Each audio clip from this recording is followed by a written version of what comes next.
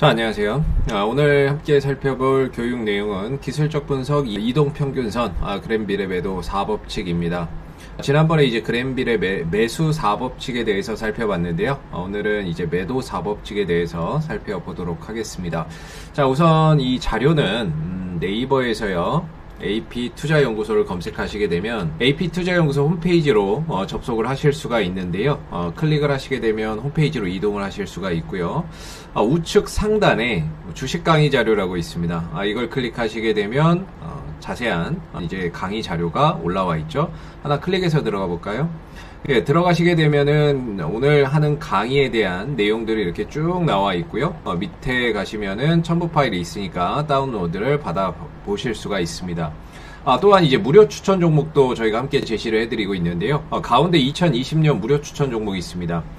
클릭하시게 되면 매일매일 무료 댓글 리딩을 해드리고 있습니다. 뭐 9월 10일, 11일, 14일, 15일, 16일 주말 빼고는 다 하고 있죠. 오늘 거 하나 들어가 볼까요? 9월 17일. 댓글 리딩은 일단 7시 30분 정도부터 시작이 되게 되고요. 뭐 무료 추천 종목을 보시기 전에 꼭 읽어보세요라는 내용이 나와 있죠. 네, 참고하시면 되겠고. 그 다음에 이제 보시게 되면 미증시에 대한 자세한 내용들을 설명을 해드리고 있습니다. 미증시의 상승에 대한 부분들, 하락에 대한 이유들 밑에 자세히 댓글로서 리딩을 또 해드리고 있는 부분이고요. 그 다음에 이제 9시가 되면 무료 추천 종목이 나가게 됩니다. 무료 추천 종목의 매수가, 종목명, 목표가, 손절가가 함께 제시가 되고요. 보통 이제 하루에 3종목씩 무료 추천 종목이 나가고 있습니다. 그래서 이제 주가가 올라가게 되면 상승했다라고 하는 댓글 리딩을 계속해서 장중에 해드리고 있는 부분들이고, 반대로 이제 하락하게 되면 하락한 부분에 대한 손절 리딩도 함께 장중에 해드리고 있기 때문에 무료 추천 종목이 필요하신 분들은 홈페이지에 오셔서 받아보시면은 좋을 것 같아요. 자, 이거는 뭐 딱히 로그인을 하지 않아도요, 누구나 다 볼 수 있는 거기 때문에 무료 추천 종목이 필요하신 분들은 홈페이지를 방문을 해주시면 감사하겠습니다. 자, 그러면 오늘 그랜빌의 매도 법칙에 대해서 살펴보도록 하겠습니다. 이전에도 봤던 내용인데 그랜빌의 이제 법칙이라고 하는 거는 미국의 주가 분석사입니다. 이 그랜빌이라고 하는 분이. 그래서 주가와 이동평균선을 이용해서 매수 네 가지 방법을 이야기를 하는 거고요. 매도 4가지 방법을 제시를 했습니다. 지난번에 우리가 살펴봤던 게 매수 4가지 방법이고요. 오늘 살펴보는 게 바로 이 매도 4가지 방법에 대해서 살펴보도록 할 겁니다. 두 번째 내용을 보시게 되면 이 장기 이동평균선이 200일선을 가장 신뢰할 수 있다고 판단해서 매매 시점을 포착하는 방법을 제시를 했고요. 우리 같은 경우에는 실전에서 주식시장에서는 200일선보다는 여기서 공을 하나를 빼서요. 실전 매매에서는 20일 이동평균선을 가지고 매매 시점을 공략을 한다라는 부분들을 잘 참고하시면 되겠습니다. 이분은 장기 추세선을 가지고 이야기를 하기 때문에 보통 주가가 장기 추세에서 상승 추세에서 단기 이동평균선이 데드크로스 상황이면 이게 한때는 또 매수 신호가 되기도 한다라고 하고요. 주가의 장기적인 추세가 하락 추세를 그리고 있다. 이렇게 하락 추세를 하고 있는데 주가가 단기적으로 이동평균선이 골든크로스가 나왔다고 하더라도 이거는 매도 신호가 될 수 있다라고도 이야기를 하는 부분이니까 이제 참고해서 보시면 되겠습니다. 뒤에서 관련 이제 지표들하고 기술적인 부분들 한번 쭉 살펴볼 거거든요. 한번 보시게 되면은 첫 번째 방법이에요. 그랜빌이 말하는 매도 신호 첫 번째 방법. 제일 중요한 건요, 이 이동평균선의 방향입니다. 이 이동평균선이 횡보 또는 이 하락 국면에 있을 때, 요 파란색 선이죠. 요 이동평균선이 횡보하거나 또는 하락하고 있죠. 살짝 밑으로 하고 있는 시점에서 주가가 이걸 깨고 내려오면 매도 신호다라는 겁니다. 아시겠죠? 중요한 거는 가격이 깨는 게 아니라 이동평균선이 우하향하거나 또는 횡보하고 있는 시점에서 깨고 내려가면은 이게 이제 매도 신호다라고 이야기를 하고 있는 거고요. 밑에 차트로 보시게 되면은 뭐 이런 경우가 되겠죠. 이 빨간색 선이 21선입니다. 쭉 해서 21선이 어떻게 보면 꾸준히 우상향을 보여주고 있죠. 보여주고 있는데 여기서부터는 21선이 어때요? 옆으로 좀 눕고 있죠. 눕고 있거나 또 우하향하고 있는 시점에 여기서 이제 음봉으로 깨고 내려가게 되면 주가가 여기는 이제 매도 신호가 된다라고 보시면 됩니다. 중요한 거는 가격이 깨는 게 중요한 게 아니라 21선의 이동평균선이 방향이 어디로 가고 있느냐, 이 빨간색 선이 횡보하고 있느냐 하락하고 있느냐에 따라서 하락하고 있는데 깨고 내려간다 그러면은 그거는 이제 강력한 매도 신호가 된다라는 부분이죠. 자, 두 번째 매도 신호 2법칙에 대해서 한번 살펴보도록 하겠습니다. 이것도 마찬가지예요. 이동평균선이 하락 국면에 있다라는 거죠. 이동평균선이 계속해서 이렇게 하락을 하고 있는데 주가가 일시적으로 올라갈 수 있잖아요. 주가가 일시적으로 올라가면서 이동평균선을 상향 돌파하는 경우에 이게 보통 골든크로스라고 해서 매수를 들어가는 경우가 많은데 이 그랜빌이라는 분은 일단 이럴 때 매수를 보류해라. 매수를 보류하고 좀 지켜보다가 반대로 이게 만약에 이탈이 돼서 내려간다면 이거는 매도의 신호다라고 이야기를 하고 있는 거죠. 매수를 보류해야 된다. 매수하지 말고 좀 지켜봐라. 이런 이야기를 하고 있는 겁니다. 그래서 이런 것들 같은 경우에 이런 게 되겠죠. 주가가 20일 이동평균선이 빨간색 선이죠. 이게 계속 우하향하고 있잖아요. 이게 돌파가 된다라고 해서 매수하지 말라는 거죠. 오히려 돌파가 되더라도 매수나 이런 것들을 보류하고 지켜봐라 이렇게 이야기를 하고 있는 거고 반대로 다시 깨지고 내려가면 이때는 매도 신호다라는 거예요.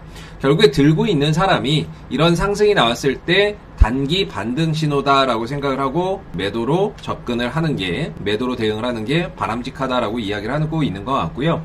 여기서도 마찬가지예요. 쭉 20일 이동평균선이 전체적으로 우하향하고 있잖아요. 중간에 한 번씩 들어 올려요.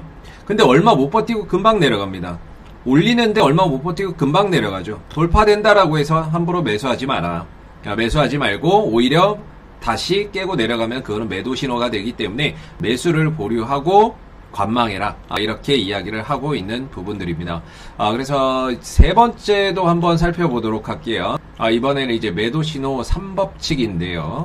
3법칙은 이것도 결국에 이동평균선이 우하향하고 있는 경우예요. 이동평균선을 잘 보시면 전체적으로 어때요? 우하향하고 있죠? 밑으로 쫙 쳐박고 있는 상황에서 주가가 이 밑에서 놀고 있는 거예요. 놀고 있는데 반등이 쭉 나오는데 21선을 돌파하지 못하고 여기서 음봉이 뜬다면 이런 식으로 음봉이 뜬다면 매도의 신호다라는 거죠. 돌파하지 못하고 밀리면 매도의 신호다. 그래서 중요한 거는 이동평균선이 하락 국면에 있을 때 주가가 이동평균선 근처에서 돌파하지 못하고 다시 하락하는 경우 이런 케이스죠. 지금 여기에 나오는 이런 케이스가 나왔을 때는 강력한 매도의 신호가 된다라고 이야기를 하고 있는 겁니다.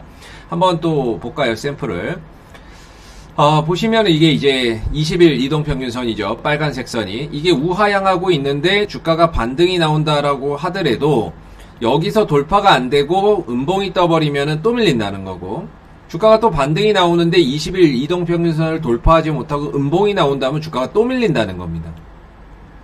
그죠? 네, 돌파하지 못하고 음봉이 뜨게 되면은 일단은 매도해라 라는 이야기를 하고 있는 겁니다. 더 빠질 수 있기 때문에 그런 부분 좀 주의해서 보라라고 이야기를 하고 있는 거고요.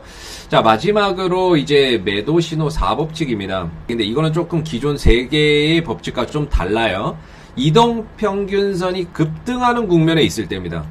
특이하죠? 이동평균선이 우상향하고 급등하고 있는 시점에서 주가가 이동평균선으로 회귀할 가능성. 주가가 급등을 해가지고 이동평균선이 우상향하고 있는데 주가가 급등을 해가지고 현재가와 이동평균선의 이격이 많이 벌어졌을 때 주가는 다시 이평선으로 회귀를 하기 때문에 매도의 관점으로 봐야 된다. 이 시점을. 근데 이게 참 타이밍 잡기가 정말 어려워요. 정말 어렵습니다. 이런 경우인데요. 이게 최대 벌어지는 가격을 어떻게 합니까? 그죠? 여기 밑에 있다가 갑자기 급등을 쭉 치고 나가는데 이게 여기가 정점이 될지 여기가 정점이 될지 여기가 정점이 될지는 아무도 모르는 거죠. 그죠? 여기서 이제 많이 벌어져 있잖아요. 여기서부터 여기까지도 많이 벌어져 있는데 이걸 모른다는 거예요. 알기가 힘들다라는 겁니다. 그래서 제가 이제 하나 말씀드리는 건 뭐냐면 이게 이렇게 가다가 5일선 있죠? 5일 이동평균선을 계속해서 급등주는 5일선을 타고 가자. 5일선을 타고 가다가 갑자기 5일선을 깨고 내려가는 음봉이 나온다면 이때가 매도 신호다. 5일선을 깨고 내려간다면. 그때가 매도 신호다라고 저는 그렇게 말씀드릴 수 있을 것 같아요. 그래야 조금 더 여러분들이 뭔가 실전에서 대응하기가 훨씬 더 유효할 것 같고요. 단순히 그냥 이게 이격이 많이 벌어져 있을 때 이격이 많이 벌어져 있는데 이격이 언제 많이 벌어져 있는지를 모르잖아요, 우리가. 그러다 보면은 주가가 더 가기도 할 거고 좀 가다가 밀리기도 할 텐데 그걸 알 수가 없다는 거죠. 그래서 5일선을 타고 가다 급등주니까요. 급등주니까 5일선을 쭉 타고 가다가 이게 5일선이 꺾여서 음봉으로 종가가 형성이 되면 나가자는 거죠. 그때가 이제 매도의 신호가 될 수 있다. 그래서 이걸로 보면 딱 요 케이스가 되겠죠. 보시면은 여기서 이제 급등이 쭉 나오다가 이격이 쭉 벌어지는데 벌어지면 이게 다시 일로 온다는 거죠.